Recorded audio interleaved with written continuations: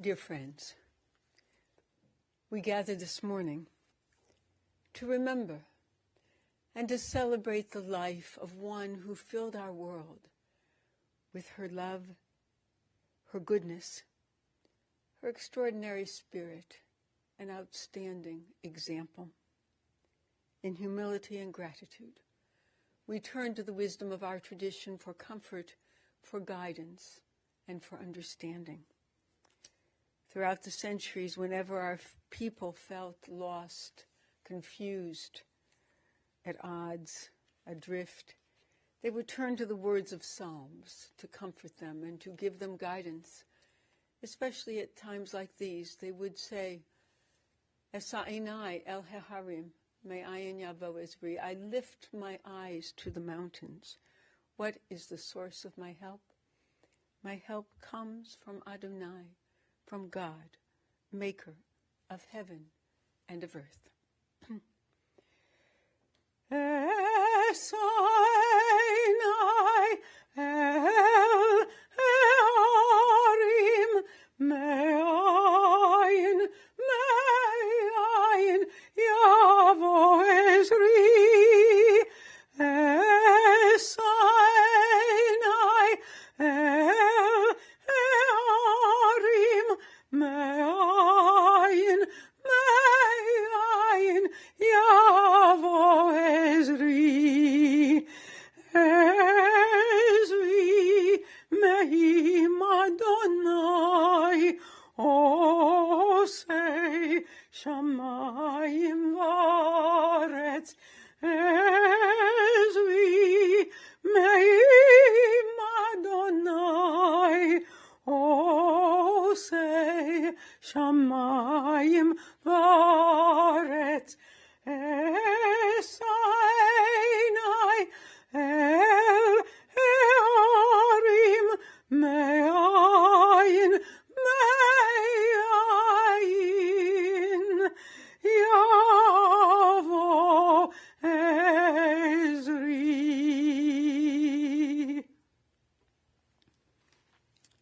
Adonai, what are we that you have regard for us? What are we that you are mindful of us? We are like a breath. Our days are as a passing shadow. We come and go like grass, which in the morning shoots up renewed, and in the evening fades and withers. You cause us to turn to dust, saying, Return, O mortal creatures. Would that we were wise, that we understood whither we are going. For when we die, we carry nothing away. Our glory does not accompany us. Mark the wholehearted, and behold the upright. They shall have peace. For those of you for whom the 23rd Psalm is familiar, I invite you to join with me in its recitation. The Lord is my shepherd, I shall not want. He maketh me to lie down in green pastures. He leadeth me beside the still waters. He restoreth my soul. He guideth me in straight paths for his name's sake. Yea, though I walk through the valley of the shadow of death, I will fear no evil, for thou art with me. Thy rod and thy staff, they comfort me. Thou preparest a table before me in the presence of mine enemies. Thou hast anointed my head with oil. My cup runneth over. Surely goodness and mercy shall follow me all the days of my life, and I shall dwell in the house of the Lord forever.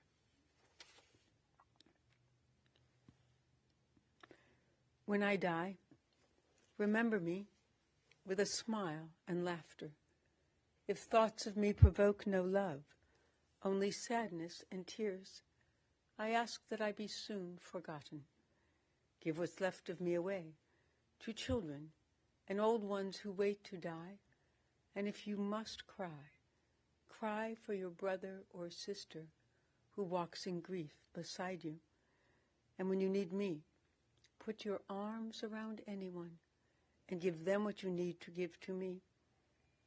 You can love me most by letting love live within the circle of your arms, embracing the frightened ones. Love doesn't die. People do.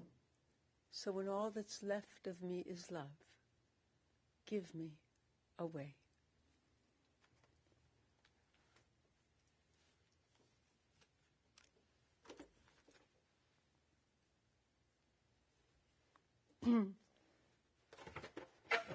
Excuse me.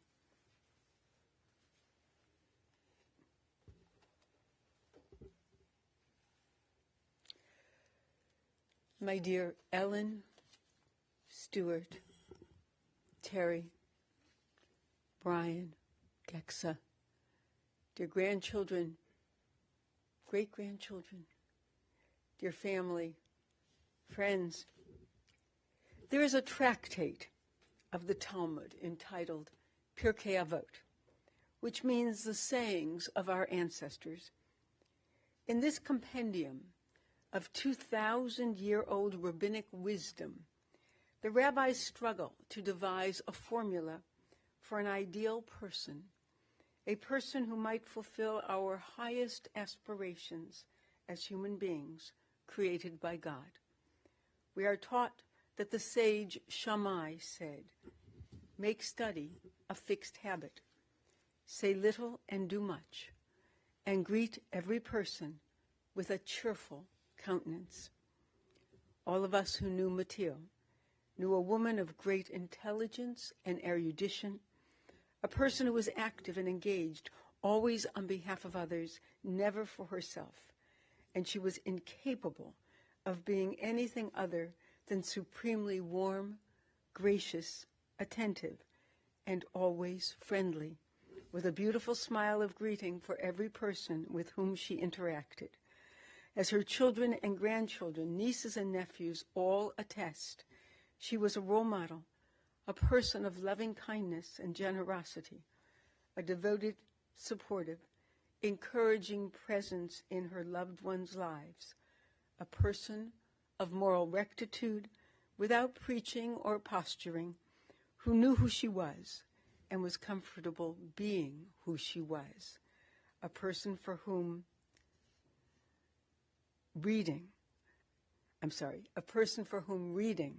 and learning were part of her every day, who did much to make this world a kinder, gentler, better place, and who greeted every person with friendship and a warm smile. This practically perfect person, as her family and Mary Poppins might say, came into this world on February 7th, 1924, in Ashland, Ohio.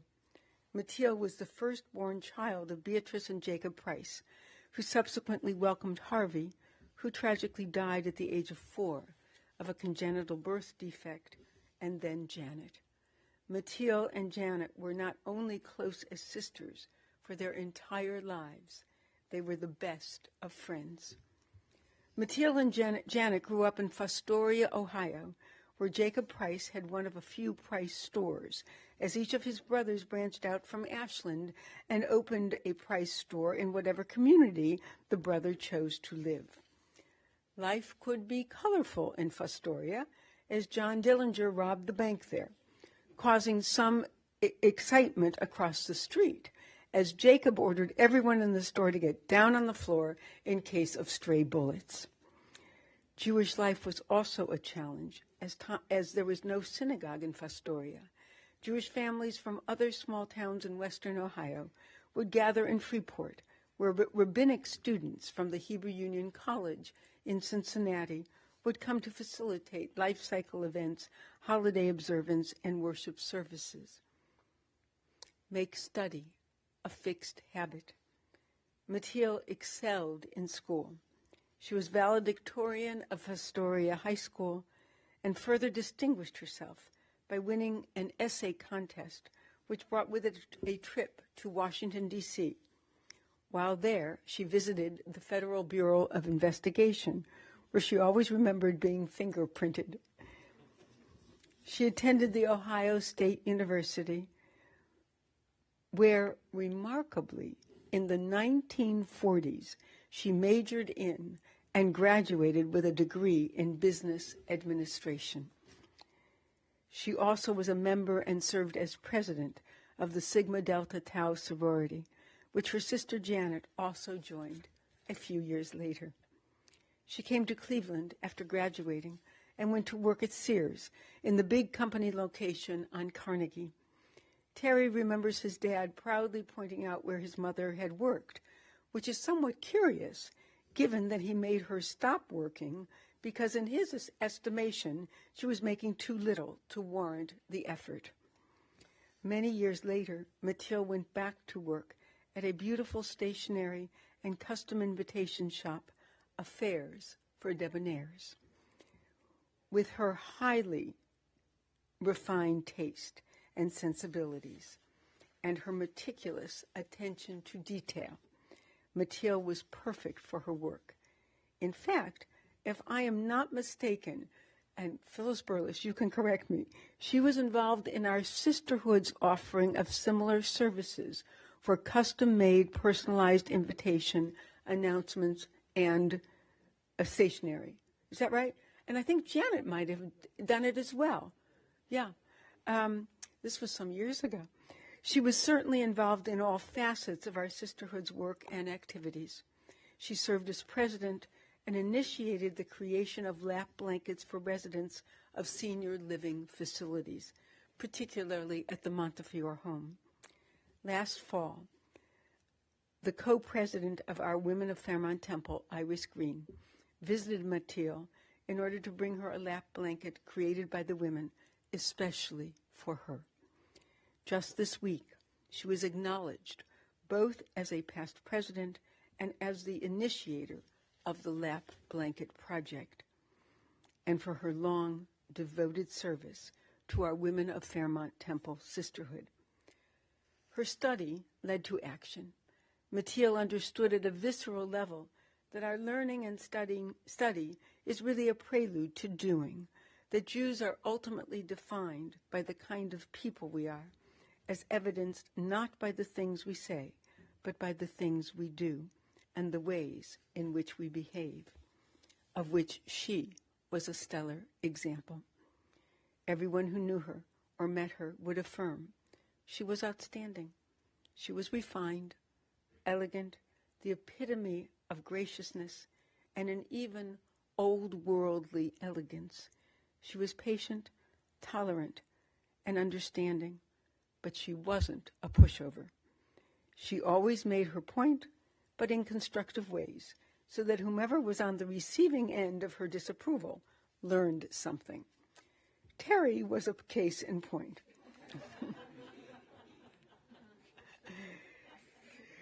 When one of his antics resulted in being suspended from riding the school bus, Mateel stepped in to drive him, but realized that she was suffering more punishment than he was. She therefore insisted that he walk to the circle, where she then picked him up. As Terry acknowledged, she made sure that he had skin in the game. She wasn't a yeller.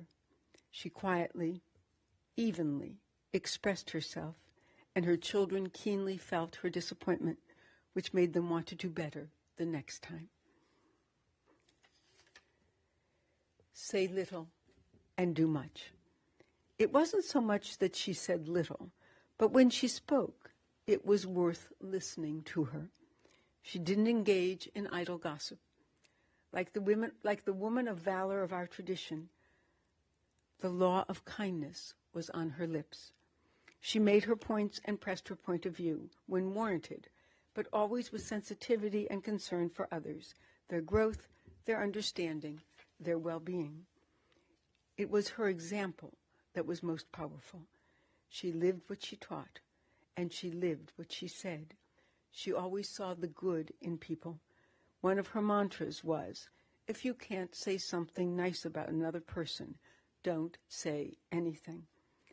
As Stewart observed, she had a way of lifting up another, of making them feel they were important, seen, listened to, whether by taking them to lunch at Higbee's downtown or for hamburgers in the Heights. She believed so completely in us that we believed in ourselves and behaved accordingly. Greet every person with a cheerful countenance. Mateel was a devoted, loyal, and loving friend. Her first and most enduring friendship was with her sister Janet. They would talk for hours on the phone when an in-state call was more expensive than long distance. They were always there for each other and for their families. As Janet met Stanford Gilberg and welcomed Jack, David, Arlene, and Hannah into their family and their aunt's heart.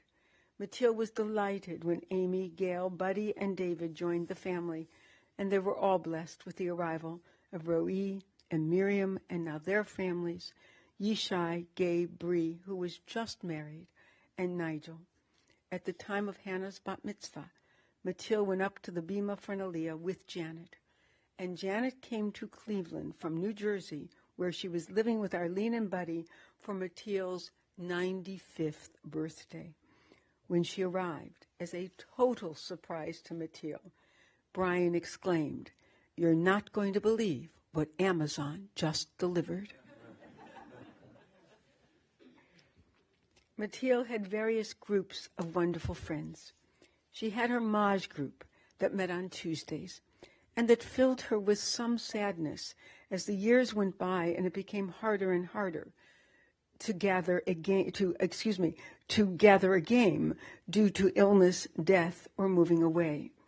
She had her many sisterhood and temple friends, as both she and Wally served on our board of trustees, and loved to tell of the time they voted on opposite sides of an issue. Mateel had friends from Heights High, and with Wally, had a group of couples friends from high school that they called the Cousins Club. They had enduring friendships with their neighbors on Faversham, and Mateel had a core group of friends who would meet at the IHOP for breakfast every week. She enjoyed a very full and diverse social life because everyone wanted to include her.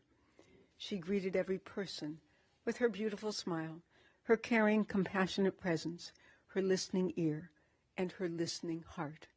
Her interest in them, never herself, and her interest in the world, in anything new or innovative, in anything technological or scientific that signaled an advance, a better way to do things, an improvement for all. When it became clear that the computer was becoming an essential part of contemporary life, Mateel signed herself up for lessons and learned how to use it. At one point after Wally passed away, Mateel took off for Australia with the explanation that she had always been curious about that country and she wasn't getting any younger. She brought back a sheep rug from that trip that her grandchildren loved to lie upon. In addition to her warmth, her many and varied interests, her intelligence, her talents, her elegance and unfailing sense of propriety, Mateel was stylish. She was always beautifully dressed, coiffed, and put together. She had a sense of design and of color. We could see it in her beautiful knitting and needlepoint, whose creations became pillows or were framed for hanging. She was a perfectionist, and it showed in her gardening, in her cooking, in her home, where she had a designated area outfitted especially for her grandchildren. She had games on the floor of the closet. She had dress-up clothes with jewelry and accessories hanging there as well. She had Pokemon cards, building toys, and every item they might want or wish for. She was a stellar human being who held herself to the high standards she taught to her children and grandchildren.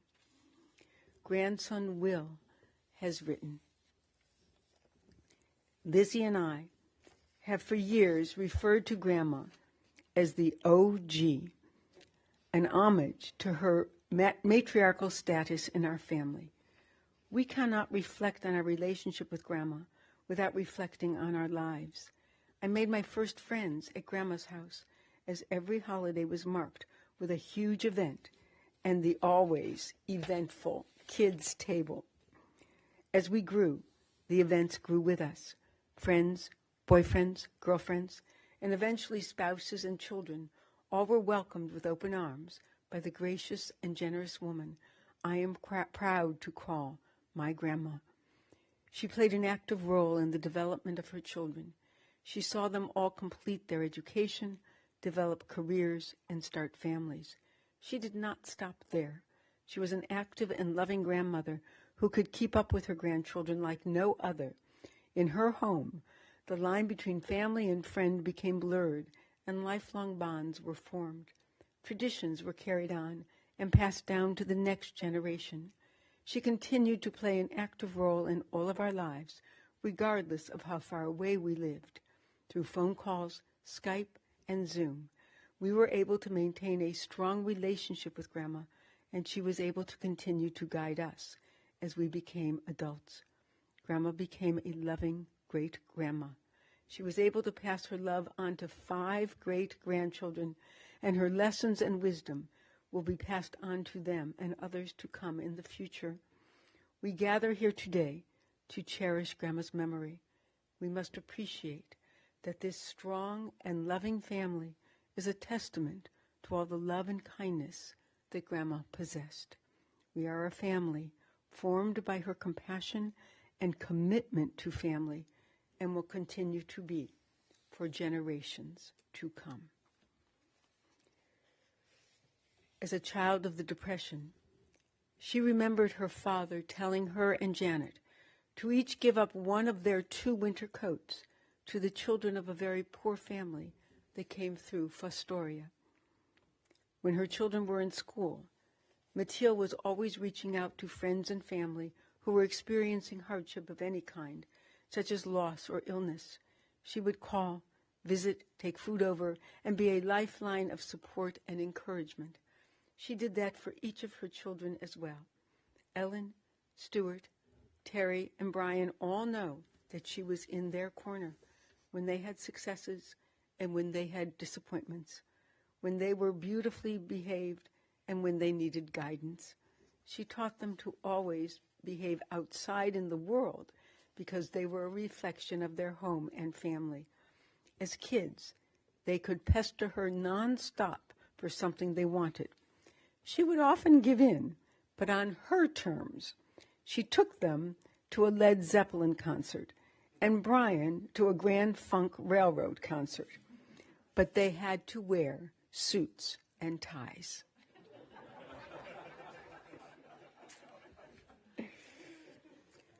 Her children astutely observed that she never wanted to be the cool mom. She was quite content being the adult mom who set the rules and the expectations. When anyone in Mateel's family went out, they dressed properly, they behaved properly, they spoke properly, and comported themselves appropriately. She had a powerful sense of propriety and didn't mind being the respected, formal mom. She was ever and always a lady. She knew who she was and was therefore comfortable in her own skin. She never wanted to be anyone else and therefore never coveted another's position, possessions, or talents. She was at peace with herself and happy within herself, with the life that she had, as difficult as it could be at times. She taught her children strength and resilience. When Ellen and Stuart were little, Mateel did not drive, and yet she managed to transport both children to Cedar Center, where she went grocery shopping. She found a way to do all her errands with 2 little ones in tow. She signed up all the children for lessons so that they might be exposed to all kinds of activities, skills, topics, and areas of potential interest.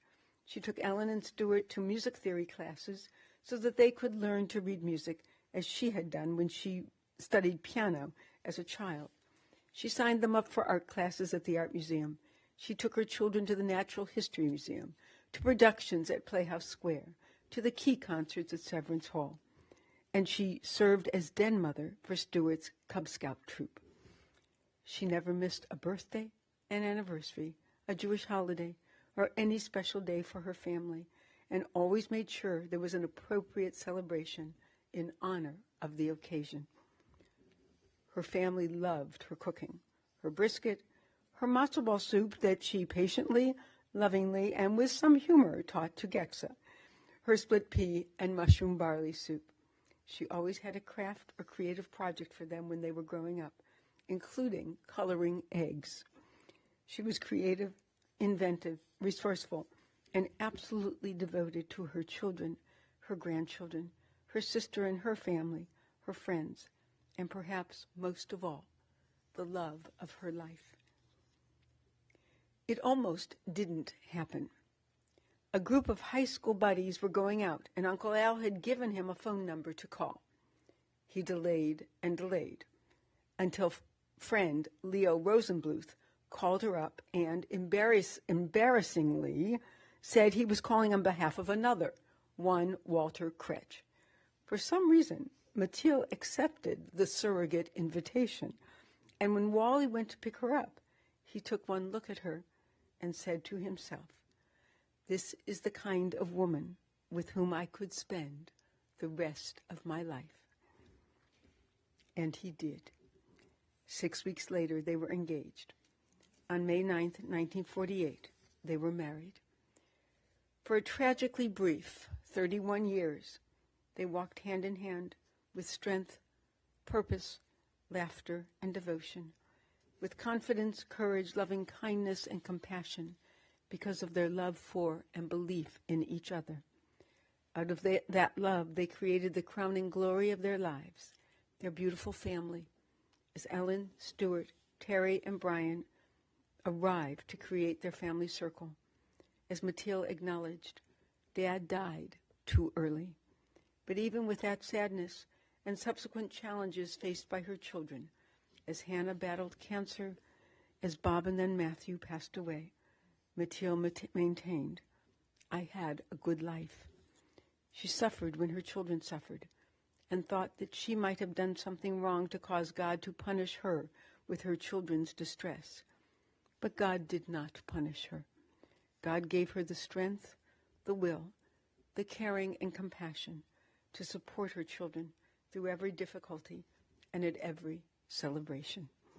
God also gave Mateel and Walter enough time to build their beautiful home on Kersdale, to be involved in the community and with a myriad of friends and family, and to travel to free ports in the Caribbean, to Italy and Israel, and to plan future adventures when Wally retired. At the time of his death, Rabbi Lelyveld said of him, "He was a dedicated son of Anshe Chesed congregation who placed his engineering skills in the service of the congregation throughout his adult life.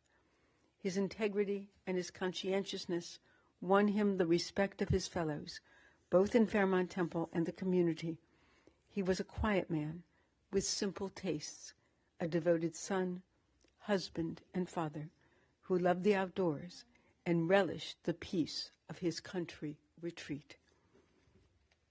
He did not live to see his children and their families enjoy that retreat, as Ellen married Bob, Zichrono Livracha, and welcomed Matthew, Zichrono Livracha, Will, now married to Morgan with 4-year-old Raiden, and Lizzie and her husband Adam Cohn, as Stuart found his Mary Lou, Zichrona Livracha, who acknowledged before she died that they should have lived in Cleveland near Mateel, rather than in St. Louis near her family.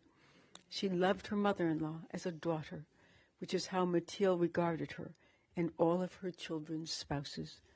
Stuart and Mary's family includes Jennifer and David, while Terry's family boasts Wesley and Alexa Milkovich with Braxton and Fiona, and Mackenzie and Jeff Dejansky with Little Ford. Brian is married to Gexa, and their Hannah is now married to Peter Malik with 1-year-old Calvin, as well as Dylan and Mariah. Mateel adored each and every one of you, and that feeling was returned over and over again, as her grandchildren loved being with her, playing at her home when they were younger, going to lunch or dinner or sharing every life cycle event and special occasion in locations from coast to coast. Mateel traveled to be with them, to share in the joy of them, to be present for the wonder of their lives unfolding, and to give thanks for the privilege of knowing her great-grandchildren. What she gave, she received back 1,000-fold, as Brian and Gexa welcomed her into their home, in anticipation of which, knowing that her balance was not as good as it might be, she enrolled in Tai Chi classes. Ever the student, making study a fixed habit, she sought to learn, progress, and improve. It would be hard to overstate the devotion, care, and attention her family lavished upon her when she was at Brian and Geksa's home.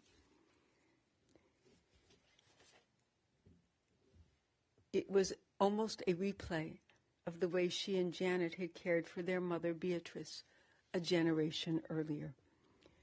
It is no small thing to welcome one's parent into your daily lives and routines. Stuart and Ellen also supported this effort, and especially as her health declined, Stuart was a true companion and caregiver for her, as Ellen supported her, and Terry was never far away.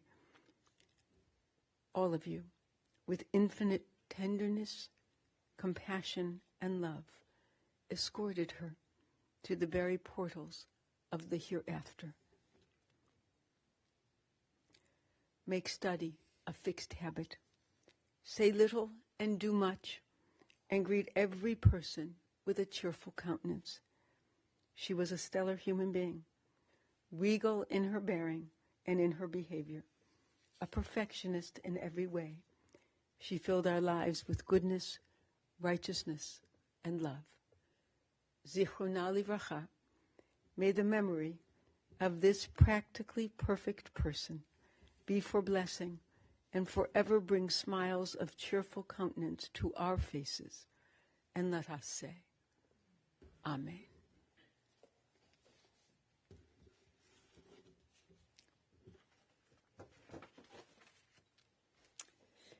I call now on members of the family, Dylan, Mariah, and Brian, to share their reflections with us.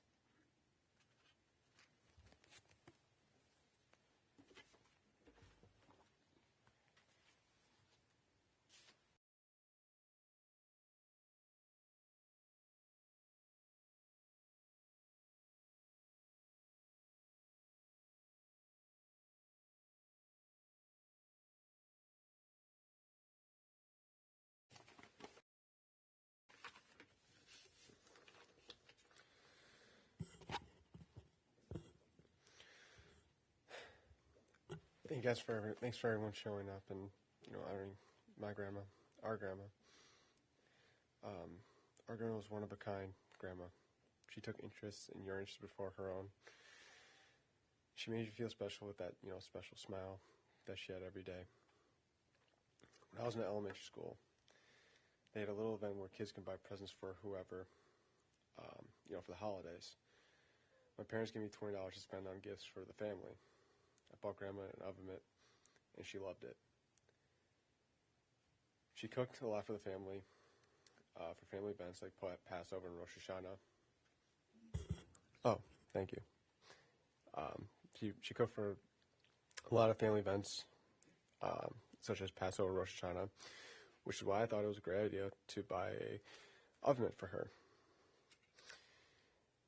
So I came over one day to her condo at the Chelsea, and the oven mitt was still in the plastic on display in her kitchen. I asked Grandma, why haven't you used the oven mitt yet? Her response was, "Don't ruin it, because it came from you," which made me feel so special yet so.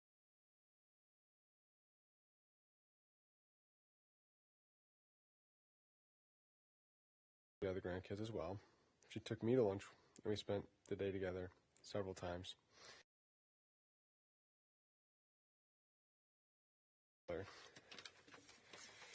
She took me to the Cedarly movie, and it was all in French. And there was English subtitles. I fell asleep.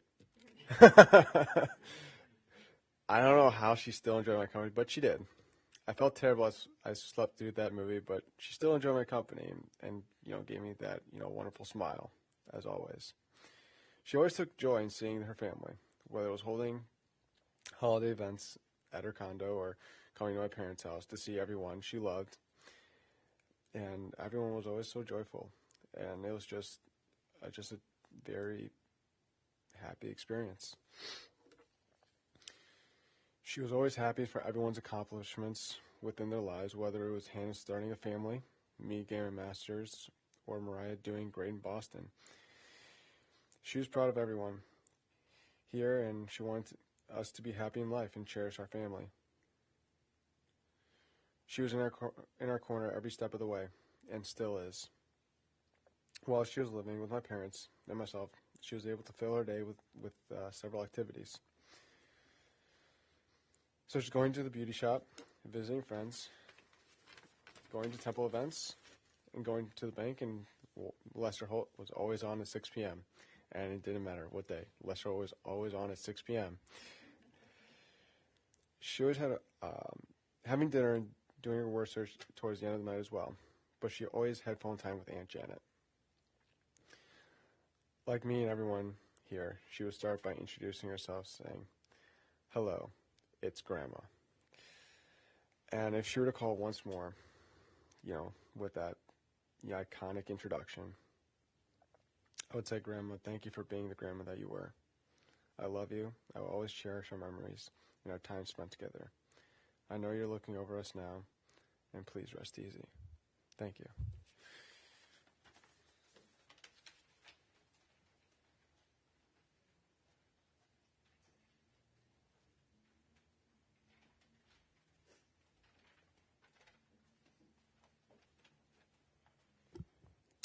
If you're here, either physically or virtually, I'm guessing you've met my grandma and were somehow touched by her.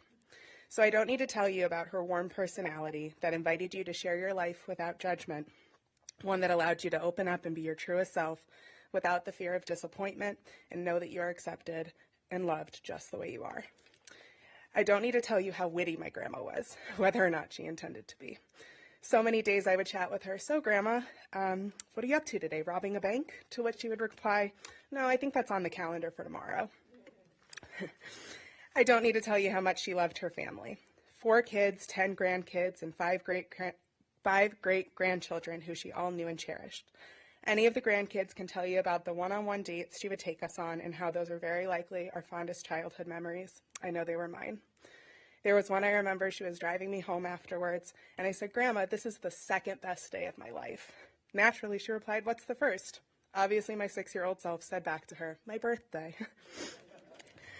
I don't need to tell you how iconic her communication styles were. Her handwriting on cards and letters was the most beautiful, and whenever she was complimented on it, she would always respond, "What a shame it is they don't teach penmanship the way they used to."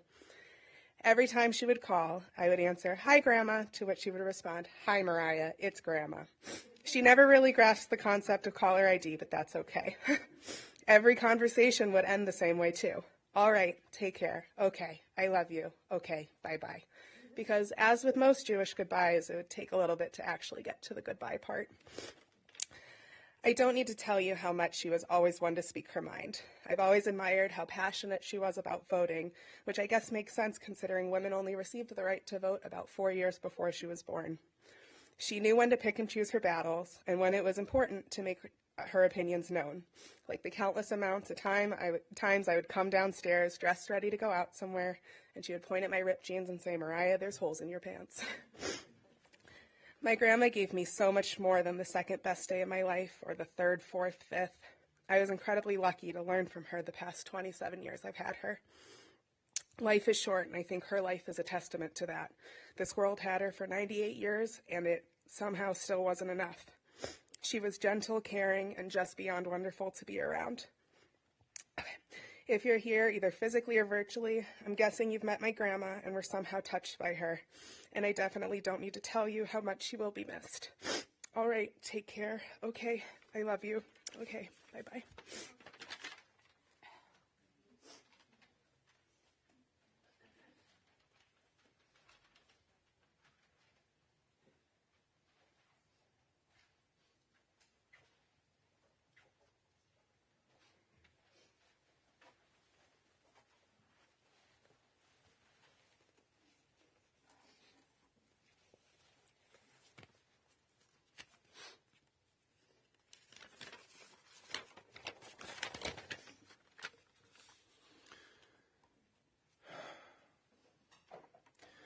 I have always believed that a person is not remembered for what he or she was, but rather for who he or she was. My mother was an exceptional person who was, for me, a larger-than-life role model to live up to. She was a woman who was at peace with herself, was accepting and appreciative of all the blessings that life had bestowed upon her. She loved her husband Walter until his last moment, which was far too soon. She never once uttered an ounce of bitterness or resentment for being widowed at the young age of 55. She loved all of her children equally and loved and cherished all of her grandchildren. Each day that rose, she chose to see the sunshine in the sky, no matter what the weather. When I attended Shabbat service this past Friday, the rabbi noted that it was the beginning of the book of Numbers in the Torah. The theme of the book of Numbers is the transformation of the Jewish people into an ordered, structured people, with details of the people being enumerated to signify a structured nation. Detail, order, and structure were the emblems of my mother. Her home was kept immaculate and organized. Her dress was always dignified and one step more formal than the occasion required. I'm not sure if I ever saw my mother in a t-shirt and blue jeans my entire life. Her day was always structured and organized, with her calendar always laid out ahead of time. When she had her grandchildren over, she made sure that the games were kept on the floor of the closet, the dress-up clothes on the short clothes rack, and the play jewelry on the bottom shelf. For small children, these are the details that provided for a fun night at their grandmother's home. My mother had many circles of friends. This was due to my mother having the ability to truly listen to people and making them feel comfortable and validated in her presence. She had her temple and sisterhood social life. She had her Maj social life with the neighborhood ladies, and she had a very close relationship with all the wives of my father's high school friends. All different people, all different interests, but all circles of friends that my mother was a part of. My mother understood her priorities. She valued health and family over anything else. I never heard her even once mention any thought that resembled jealousy or envy of any other person. The facets of her life that she valued were within her and the people of her life, and not in the other people or artifacts that she did not possess. I envision that when she sees my father again, that the first question he would ask her is, what took you so long? 8.5 years ago, my mother was having health issues and had a fall. My wife and I took her into our home and were able to help her regain her health and fruitful living. Roughly 4 years later, she had to be admitted to the hospital, where the doctor told me she was experiencing heart failure. I walked up to her, and I told her, "Mom, you are not dying. You are getting better." She did recover and come home. I suppose the answer as to what took her so long is that I did not want to let her go. I once heard, and I'm paraphrasing, that no one ever dies who is remembered. As I've carried my father in my heart for the last 42 years, I shall always carry my mother in my heart too. For that I am both fortunate and grateful.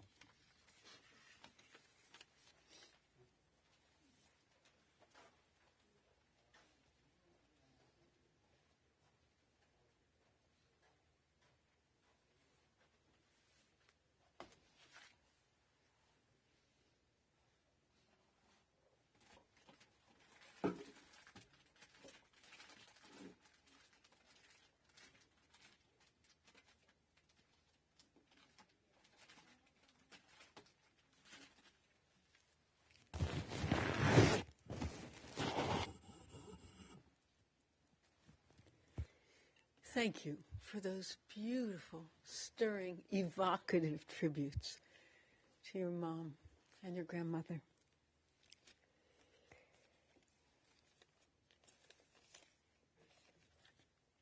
O God, you give us loved ones and make them the strength of our life, the light of our eyes. They depart and leave us bereft on a lonely way. But you are the living fountain from which our healing flows. To you the stricken look for comfort, and the sorrow-laden for consolation. O God, we see life as through windows that open on eternity. We see that love endures and the soul endures, as you, O God, endure forever. We see that the years are more than grass that withers, more than flowers that fade. They weave a timeless pattern in a world that is the dwelling place of your love and glory. Please rise.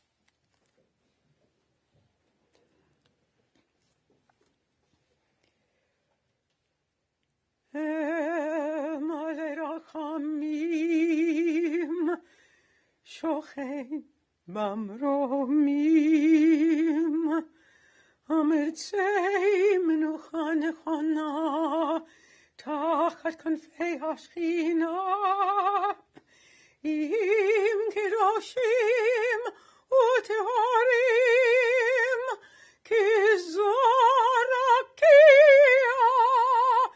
mazirim et nishmat tilachai bat Yaakov ubatya shalcha leolama bar harachamim yastireh b'set aknav leolamim V'yitro chayim et nishmata Adonai hu nachalata v'tanuach b'shalom al mishkava v'nomar Amen.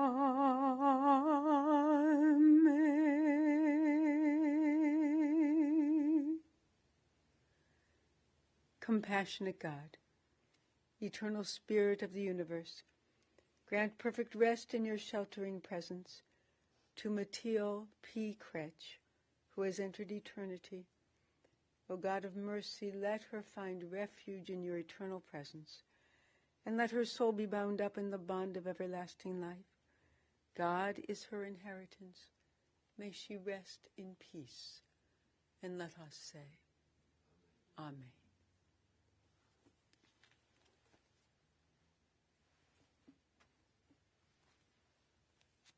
You may be seated for a moment if you choose.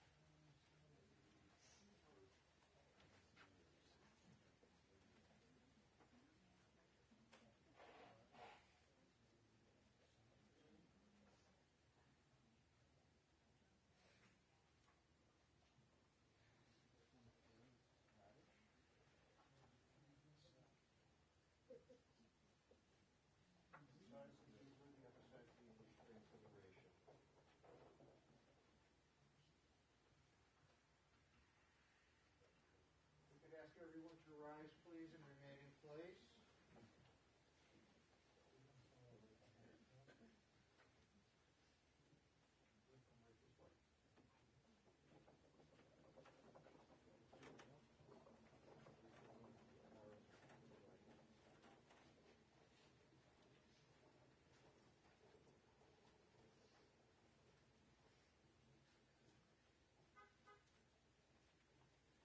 Friends, this will conclude services here at the chapel. We ask those of you driving to the cemetery to please start your car, manually put on your headlights and your flashers.